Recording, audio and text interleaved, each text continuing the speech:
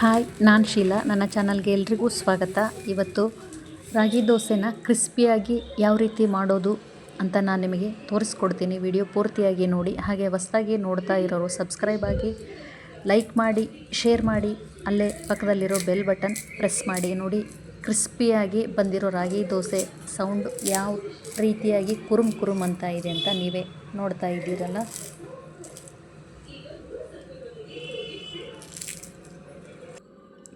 ಈಗ ಈ ಪರ್ಫೆಕ್ಟ್ ಅಳತೆಯಲ್ಲಿ ನೀವು ಮಾಡ್ತಾ ಹೋದರೆ ಕ್ರಿಸ್ಪಿಯಾಗಿರ್ತಕ್ಕಂತಹ ರಾಗಿ ದೋಸೆನ ಯಾವ ರೀತಿಯಾಗಿ ಮಾಡಬಹುದು ಅಂತ ನಾನು ನಿಮಗೆ ತೋರಿಸ್ಕೊಡ್ತೀನಿ. ಇಲ್ಲಿ ಮಿಕ್ಸಿಂಗ್ ಬೌಲ್ ತೊಗೊಂಡಿದ್ದೀನಿ.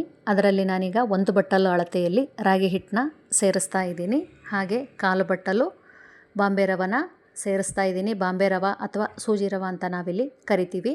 ರಾಗಿ ಹಿಟ್ಟಿನ ಒಟ್ಟಿಗೆ 1/4 ಬಟ್ಟಲು ಬಾಂಬೆ ರವೆ, ಹಾಗೆ 3ರಿಂದ 4 ಹಸಿಮೆಣ್ಸಿನ್ಕಾಯಿ, ಖಾರಕ್ಕೆ ತಕ್ಕನಾಗಿ ನೀವು ಬಳಸ್ಕೊಳ್ಳಿ. ನಾನಿಲ್ಲಿ ಹೆಲ್ತಿಯಾಗಿರಲಿ ಅಂತ ಪಾಲಕ್ ಸೊಪ್ಪನ್ನ ಕಟ್ ಮಾಡಿ ಸೇರಿಸ್ತಾ ಇದ್ದೀನಿ.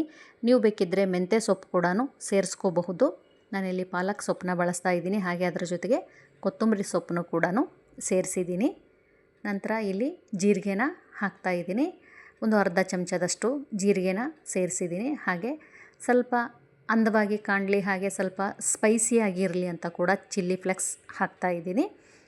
ನಂತರ ರುಚಿಗೆ ತಕ್ಕಷ್ಟು ಉಪ್ಪು ಕೂಡ ಸೇರಿಸ್ತಾ ಇದ್ದೀನಿ. ಈ ಎಲ್ಲ ಮಿಶ್ರಣನೂ ಕೈಯಿಂದ ಮೊದಲಿಗೆ ಚೆನ್ನಾಗಿ ಕಲಿಸ್ಕೋಬೇಕು. ನಂತರ ಇಲ್ಲಿ 1 ಬಟ್ಟಲು ರಾಗಿ ಹಿಟ್ಟಿಗೆ ನಾನಿಲ್ಲಿ 2 ಬಟ್ಟಲು ನೀರನ್ನ ಸೇರಿಸ್ತಾ ಇದ್ದೀನಿ. ಮೊದಲಿಗೆ 2 ಬಟ್ಟಲು ನೀರು ಸೇರಿಸ್ಕೊಂಡು ಚಮಚದಿಂದ ಚೆನ್ನಾಗಿ ಕೈಯಾಡಿಸ್ಕೊಂಡು ಗಂಟಿಲ್ದ ರೀತಿಯೇ ಈ ರೀತಿಯಾಗಿ ಎಲ್ಲದನ್ನು ಚೆನ್ನಾಗಿ ಒಂದು ದೋಸೆ ಹಿಟ್ಟಿನ ಅದಕ್ಕೆ ಇದನ್ನು ತಂದ್ಕೋಬೇಕು. ಇದರಲ್ಲಿ ರವೆ ಎಲ್ಲ ಹಾಕಿರ್ತೀವಿ ಅಲ್ವಾ, ಹಾಗಾಗಿ ಗಂಟಿಲ್ದೇ ಚೆನ್ನಾಗಿ ಕಲಿಸ್ಕೋಬೇಕು. ಒಂದು 5ರಿಂದ 10 ನಿಮಿಷ ನೆಂದರೆ ಸಾಕು. ಇದು ಈ ರೀತಿಯಾಗಿ ನೀವು ದೋಸೆ ಮಾಡ್ಕೋಬಹುದು. ಕ್ರಿಸ್ಪಿಯಾಗಿ ಬರಬೇಕು ಅಂದರೆ ನೀವು ಮೈದಾ ಹಿಟ್ಟನ್ನ ತಿಂತೀವಿ, ಏನೂ ಸಮಸ್ಯೆ ಇಲ್ಲ ಮೈದಾ ಹಿಟ್ಟು ತಿನ್ನೋದಕ್ಕೆ ಅಂದರೆ 1 ಚಮಚ ಮೈದಾ ಹಿಟ್ಟು, ಹಾಗೆ ಅರ್ಧ ಚಮಚ ಕಾರ್ನ್ ಫ್ಲೋರ್ನ ಸೇರಿಸ್ಬಿಟ್ಟು ಸ್ವಲ್ಪ ನೀರು ಹಾಕಿ ಇದನ್ನು ಒಂದು ಪೇಸ್ಟ್ ಅದಕ್ಕೆ ತಂದ್ಕೋಬೇಕು. ಈ ಮಿಶ್ರಣ ಹಾಕೋದ್ರಿಂದ ಇಲ್ಲಿ ಕ್ರಿಸ್ಪಿಯಾಗಿ ರಾಗಿ ಹಿಟ್ಟು ಬರುತ್ತೆ. ಇದು ನಮಗೆ ಆರೋಗ್ಯಕ್ಕೆ ಹೊಂದ್ಕೆ ಆಗೋದಿಲ್ಲ, ನಮಗೆ ಈ ರೀತಿಯಾಗಿ ಏನೂ ಬೇಡ ಅಂತ ಹೇಳಿದರೆ ನೀವು, ನಾನು ಮುಂಚಿತವಾಗಿ ಕಲಸಿಟ್ಟಿದ್ನಲ್ಲ ರಾಗಿ ಹಿಟ್ಟು, ಬಾಂಬೆ ರವೆ, ಪಾಲಕ್ ಸೊಪ್ಪು ಅಷ್ಟೇ ಮಿಶ್ರಣ ಸೇರಿಸ್ಕೊಂಡು ಕೂಡ ನೀವು ರಾಗಿ ದೋಸೆ ಮಾಡಿಕೊಂಡ್ರೆ ಕ್ರಿಸ್ಪಿಯಾಗಿ ಬರುತ್ತವೆ. ಅದಕ್ಕಿಂತ ಜಾಸ್ತಿ ಕ್ರಿಸ್ಪಿ ಬೇಕು, ಮಕ್ಕಳಿಗೆಲ್ಲ ಇಷ್ಟಪಡ್ತಾರೆ ಕ್ರಿಸ್ಪಿಯಾಗಿರೋ ದೋಸೆನ ಅಂದರೆ ಸ್ವಲ್ಪ ಮೈದಾ ಹಿಟ್ಟು ಹಾಗೆ ಒಂಚೂರು ಕಾರ್ನ್ ಫ್ಲೋರ್ನ ಸೇರಿಸಿ ಪೇಸ್ಟ್ ರೀತಿ ಮಾಡಿಕೊಂಡು ಈ ರಾಗಿ ಹಿಟ್ಟಿನ ದೋಸೆಗೆ ಸೇರಿಸ್ಕೋಬೇಕು. ಸೇರಿಸ್ಕೊಂಡು ಇದನ್ನು ಮತ್ತೆ ಒಂದು 5 ನಿಮಿಷ ಅಷ್ಟೇ ಸಾಕು ನೆನೆಯೋದಕ್ಕೆ ಬಿಟ್ಟು, ನಂತರ ನೀವು ಹಂಚು ಕಾಯೋದಕ್ಕೆ ಇಟ್ಕೊಂಡು ಕ್ರಿಸ್ಪಿಯಾಗಿ ದೋಸೆನ ಹಾಕೋಬೋದು. ನಾನಿಲ್ಲಿ ದೋಸೆನ ಹಾಕೋಕ್ಕಿಂತ ಮುಂಚೆ ಕಪ್ನಲ್ಲಿ ಸ್ವಲ್ಪ ಸಣ್ಣ ಗ್ಲಾಸ್, ಟೀ ಗ್ಲಾಸ್ ಅಷ್ಟು ಇನ್ನೊಂಚೂರು ನೀರು ಸೇರಿಸಿದ್ದೀನಿ. ಈಗ ತವ ಕಾಯೋದಕ್ಕೆ ಇಟ್ಟಿದ್ದೆ. ತವ ಚೆನ್ನಾಗಿ ಕಾದಿದೆ. ನಂತರ ಇದಕ್ಕೆ ಈ ರೀತಿಯಾಗಿ ಎಣ್ಣೆಯಿಂದ ತವನ ಸವರಿ, ತವಕ್ಕೆ ಎಣ್ಣೆ ಸವರಿಬಿಟ್ಟು ನಂತರ ನಿಮಗೆ ಕ್ರಿಸ್ಪಿಯಾಗಿ ದೋಸೆ ಬೇಕು ಅಂದರೆ ಈ ರೀತಿಯಾಗಿ ನೀವು ದೋಸೆನ ಹಾಕ್ಕೋಬೇಕು. ಅಂದರೆ ಹಿಟ್ಟು ತೆಳುವಾಗಿರಬೇಕು. ಚಮಚ ಮೇಲಿಂದ ಎತ್ತಿ ದೋಸೆ ಹಿಟ್ಟನ್ನ ಹಾಕೋದ್ರಿಂದ ಅದು ತವ ತುಂಬ ಹರಡುತ್ತೆ, ಆಗ ತೆಳ್ಳಗೆ ಬೀಳುತ್ತೆ. ಹಿಟ್ಟು ತೆಳ್ಳಗೆ ಬಿದ್ದಾಗ ಅಂಚಿನ ಮೇಲೆ ಅದು ಸ್ವಲ್ಪ ಕ್ರಿಸ್ಪಿಯಾಗಿ ಬರುತ್ತೆ. ಅದರಲ್ಲಿರೋ ರವಾನ ದೋಸೆ ಹಿಟ್ಟನ್ನ ಕ್ರಿಸ್ಪಿಯಾಗಿ ಮಾಡುತ್ತೆ. ಮೇಲ್ಗಡೆ ತುಪ್ಪ, ಎಣ್ಣೆ ಅಥವಾ ಬೆಣ್ಣೆ ನಿಮಗೆ ಯಾವ ರೀತಿ ಬೇಕೋ ಆ ರೀತಿ ಹಾಕಿಕೊಂಡು ರಾಗಿ ದೋಸೆನ ಸವಿಬಹುದು.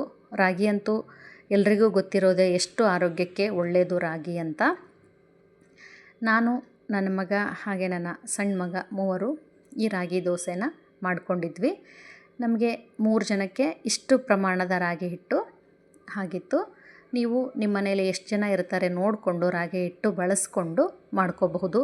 1 ಬಟ್ಟಲಿಗೆ 1/4 ಕಪ್ಪು ಬಾಂಬೆ ರವೆ ಸೇರಿಸ್ಬಿಟ್ಟು, ಹಾಗೆ 1 ಚಮಚ ಮೈದಾ, ಅರ್ಧ ಚಮಚ ಕಾರ್ನ್ ಫ್ಲೋರ್ ಹಿಟ್ಟು ಸೇರಿಸಿ ನೀವು ಮಾಡೋದ್ರಿಂದ ರಾಗಿ ದೋಸೆ ಬಹಳ ಕ್ರಿಸ್ಪಿಯಾಗಿ ಬರುತ್ತೆ. ಇನ್ನೂ ಜಾಸ್ತಿ ಆರೋಗ್ಯಕರವಾಗಿರ್ತಕ್ಕಂಥ ರಾಗಿ ದೋಸೆ ಬೇಕು ಅಂದರೆ ಪಾಲಕ್ ಸೊಪ್ಪು, ಮೆಂತ್ಯ ಸೊಪ್ಪು ಸೇರಿಸಿ ಕೂಡ ನೀವು ರಾಗಿ ದೋಸೆನ ಮಾಡ್ಕೋಬಹುದು. ನೋಡಿ, ಈ ರೀತಿಯಾಗಿ ನಾನು ರಾಗಿ ದೋಸೆನ ಇನ್ನೊಂದು ಹಾಕಿ ನಿಮಗೆ ತೋರಿಸ್ತಾ ಇದ್ದೀನಿ.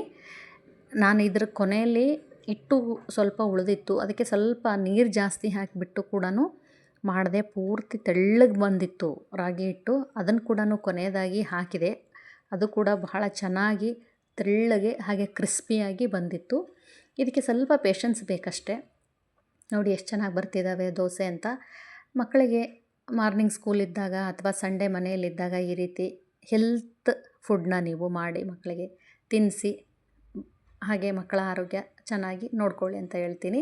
ಇದು ನೋಡಿ ನಾನು ಹೇಳಿದ್ನಲ್ಲ, ಕೊನೆಯದಾಗಿ ನಾನು ಒಂಚೂರು ಉಳಿದಿತ್ತು ಹಿಟ್ಟು, ಅದಕ್ಕೆ ಸ್ವಲ್ಪ ನೀರು ಜಾಸ್ತಿ ಹಾಕಿ ಫುಲ್ಲು ಕ್ರಿಸ್ಪಿಯಾಗಿ ಅದನ್ನು ಮಾಡಿಟ್ಟಿದ್ದೆ ದೋಸೆನ. ಬಹಳ ಚೆನ್ನಾಗಿ ಬಂದವು ದೋಸೆ ಅಂತೂ, ಬಹಳ ರುಚಿ ಕೂಡ ಆಗಿದ್ವು. ಬರೀ ಗೋಧಿ ದೋಸೆ, ಮಸಾಲೆ ದೋಸೆ, ಬೆಣ್ಣೆ ದೋಸೆ ಈ ರೀತಿ ಮಾಡ್ಕೊಂಡು ತಿಂದಾಗ ಆರೋಗ್ಯಕ್ಕೆ ತುಂಬ ಹತ್ತಿರವಾಗಿರ್ತಕ್ಕಂಥ ಈ ರೀತಿಯ ಫುಡ್ಗಳನ್ನ ತಿಂದು ಆರೋಗ್ಯ ಎಲ್ಲರೂ ಚೆನ್ನಾಗಿ ನೋಡ್ಕೊಳ್ಳಿ ಅಂತ ಹೇಳ್ತಾ, ಈ ರೆಸಿಪಿ ನಿಮಗೆಲ್ರಿಗೂ ಇಷ್ಟ ಆಗಿದ್ದರೆ ಒಂದು ಲೈಕ್ ಕೊಟ್ಟು ಅಲ್ಲೇ ಪಕ್ಕದಲ್ಲಿರೋ ಬೆಲ್ ಬಟನ್ ಪ್ರೆಸ್ ಮಾಡಿ ಹೆಚ್ಚು ಹೆಚ್ಚು ವಿಡಿಯೋ ಮಾಡೋದಕ್ಕೆ ಪ್ರೋತ್ಸಾಹ ಮಾಡಿ ಅಂತ ಕೇಳ್ಕೊಳ್ತಾ, ಈ ರಾಗಿ ದೋಸೆ ಒಟ್ಟಿಗೆ ನಾನಿವತ್ತು ಕ್ಯಾರೆಟ್ ಪಲ್ಯ ಹಾಗೆ ಶೇಂಗಾ ಚಟ್ನಿ, ಶೇಂಗಾ ಜೊತೆಗೆ ಕೊಬ್ಬರಿನೂ ಸೇರಿಸಿ ಚಟ್ನಿ ಮಾಡಿದ್ದೆ. ಬಹಳ ರುಚಿಯಾಗಿತ್ತು. ನೋಡಿ ಯಾವ ರೀತಿ ಕ್ರಿಸ್ಪಿಯಾಗಿರೋ ಸೌಂಡ್ ಬರುತ್ತೆ ಅಂತ. ಮತ್ತೆ ಮುಂದಿನ ವಿಡಿಯೋದಲ್ಲಿ ಸಿಗ್ತೀನಿ. ಧನ್ಯವಾದ ಎಲ್ರಿಗೂ.